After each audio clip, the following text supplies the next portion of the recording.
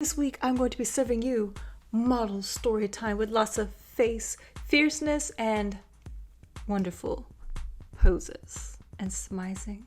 I want to give a special shout out to Frankie_K9. She asked me how I became a model in Japan, which is a frequently asked question. So I decided, you know what? Let's do a whole model week. Getting my tiara on. The first question that I am going to be addressing for this video is how I became a model in Japan. Wonderful question. And without further ado, go ahead and grab your tea as we jump right into this story time about how I became a model in Japan. Here's a quick disclaimer for my darlings. I started modeling when I was a baby and have been modeling on and off throughout my life. For the most part, modeling is just something that has really become a part of who I am, not so much as just what I do. After I moved to Japan, I was living in Okinawa, and Okinawa was just starting to open their branch of elite models, and I applied for that agency as well as a local agency in Okinawa. And the first thing that they said was, oh my god, Fenix-san must get fake husband. I needed to get a fake husband in order to model in Japan, simply because of the visa and restrictions that would be placed upon me. However, I did not go that route. Thinking about it now, would I have done it? Knowing what I know now, would I have done this? No, I think I still wouldn't do this because as a Christian, marriage is sacred. Getting into an agency in Japan was more difficult because I was not married, and once you're married in Japan, you get permanent residency. And if you have permanent residency as a fashion model, you'll have a lot more opportunities and more agencies that can work with you because you don't have the visa restrictions. Because of the visa restrictions, I did decide to go and do most of my work as a freelance model. A freelance model means that you work with this agency, but you're not tied to one particular agency, so you can have multiple agencies. In Japan, if you have multiple agencies, some Japanese agencies will see this as just being a shume, which is a hobby, while if you're a minority in the foreigner minority population of Japan, then you will understand that to be black and to be a model in Japan, which I'll do a separate video on that, you will need to have more than one agency because most agencies do not know how to represent you properly. Because I had already built up my modeling career in the United States before I moved to Japan, I really just had to rebuild my career in Japan. So I already knew all of the pitfalls, all the things that I need to do. So for the most part, my first year and a half of being in Tokyo focused on getting a solid job because modeling in Japan does not pay the same way that it does in the US. As I said, we will have an entire model week, so I will be addressing these in other videos throughout the week. So be sure to subscribe to my channel and click that bell for notifications so you won't miss any of these awesome videos. For those of you who want to become fashion models yourself, are interested in modeling, or here for the Phoenix darlings, or you just stumbled upon my channel and found this topic interesting, keep watching to the end because it's going to get even more entertaining as we go. All right, darlings? Once I found an agency that I wanted to work with, I signed with that particular agency. Be sure that you read your contracts carefully because modeling contracts can really come back to haunt you if you are not careful. Big tip. And I'll repeat that. Check your modeling contracts carefully. If you search for them online, you won't find very many of them. And unfortunately, a lot of agencies do have terrible contracts that can actually leave you in more debt depending on how the agency markets you. So again, be careful. Read that contract, and if you do not understand the contract, please consult a lawyer. Always get legal advice on a contract that you're not sure about. And even if you are sure about it, unless you come from a law background, I do definitely recommend to have someone check your contract. The thing for me that was my saving grace is that I do have my master's degree in entertainment business, which that will be a separate video, and I did study contract law, so that helped me a lot in this industry because I understood model releases, modeling contracts, and other things that I had to deal with when it came to the business aspect of being a fashion model.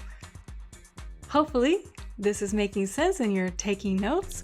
Another thing for me as a model in Japan, I definitely have a unique image and brand, and owning that brand is what pushed me above a lot of my competition. And I think that that's important. The more you embrace who you are, your looks, where you come from, your own identity, the stronger your modeling portfolio is going to be, because truthfully, your inner confidence is what's going to be projected on camera. And for me, being, of course, a Phoenix, I have a lot of confidence and passion to give. I got passion to burn. Okay, I got burn passion, like make it rain with passion. PG-13 channel, so I'm going to bring it back in. All right, darlings, moving on.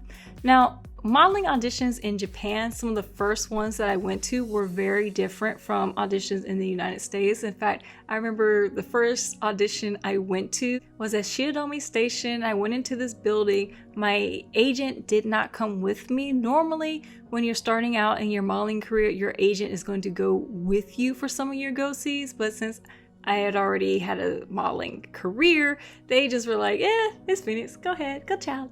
Be free, go! You need no chaperones. Even though I didn't speak Japanese very well at that time. Thanks. So I went on my own. The other models that were already there had an agent with them, and he was kind of translating and going over stuff. And the model that was there was all like, I can speak Japanese so well, watashi wa. And I'm like, that's a hard emphasis on wa. Watashi wa? Like the wa is soft. She's all, watashi wa, because she wanted to intimidate me. That's something you're going to deal with in the modeling industry, is people trying to psych you out during audition. But I have no competition, because what God has for me is for me. And if God has that job for her, it's for her. I don't feel the need to be rude or nasty at auditions for that reason. Going through those auditions, my best advice for people that want to become a fashion model or interested in modeling in general, any type of career that you're going for that is talent-based or visually based, is that you will get more no's than you'll get yeses. However, it only takes one yes.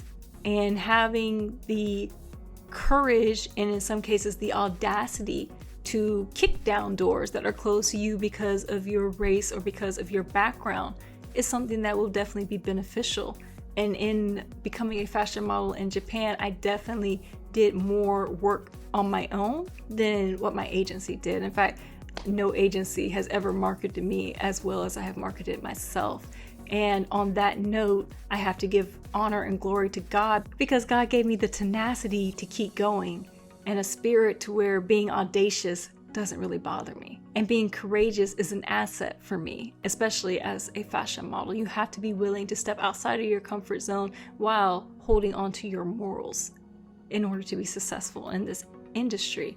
And I'm also truly grateful to the photographers that I worked with when I was younger and becoming more established as I grew older. There was a lot of coaching and a lot of mentoring that went in to being a fashion model. I didn't go to a modeling school. I learned on the job. I'll cover more about how to brand yourself in another video, because that would just make this video way too long. Anything else? When I started out, I don't think there's anything I could have done to not become a fashion model in Japan, because I already, by the grace of God, had the look and image and a strong interest in fashion and fashion design. For me, modeling has always been part of God's way of using me in the fashion industry. And because I know that it's a gift from God, I have to steward it responsibly. And every door that I have opened is a blessing, not just for me, but for whoever comes behind me. And one of the things that I enjoyed the most about being a fashion model in Japan was working with Afro kids and teaching them how to model and boosting their self-esteem. Without making this video too terribly long, darlings, the main thing was that I hustled and rebuilt my career on my own and used all the resources that were available to me. And a lot of times people did not understand why my career was not quote unquote bigger. However, looking at the low percentage of foreign models in Japan and even lower percentage of Black women that are modeling in Japan, it has been a tremendous blessing. And to be the first Black model on a Mercedes-Benz Fashion Week runway was something that I never even thought of. Even though I was there, I wouldn't have known if a photographer that had been covering the show for years hadn't been backstage and he was like, "Whoa, what are you doing here?" And I'm like, "What are you doing here? You're not supposed to be backstage where the models are dressing." This photographer happened to be Black, so he shared with me the fact that I was the first Black woman that he had ever seen on a Mercedes-Benz Fashion Week for Tokyo. That's incredible. Do I think that I'll get a lot of accolades for that? No, but the fact that I was there means that there will be more in the future. And that's the most important thing, is that God is able to use me to open these doors and to remain humble. Those qualities are the things that truly built my career in Japan. And I am very grateful to this day to have had those experiences. And I still do get offers, even though I'm currently in the US, until I return to Japan next year. Once again, darlings, this week will be Model Week, so I will be releasing more videos on my modeling experiences in Japan, talking about being a Black model in Japan, working with biracial children in Japan, and a lot of my modeling adventures and misadventures, all the mayhem and good things for you, darlings. So you don't miss out on anything, please be sure to subscribe to my channel, click that bell for notifications, give this video a big thumbs up, and share it with anyone who's interested in modeling. If you have any questions, please comment them below, and I will get to them as soon as possible, or just give you guys another video to answer it. Thanks so much for watching. Stay fabulous, darlings. Mwah!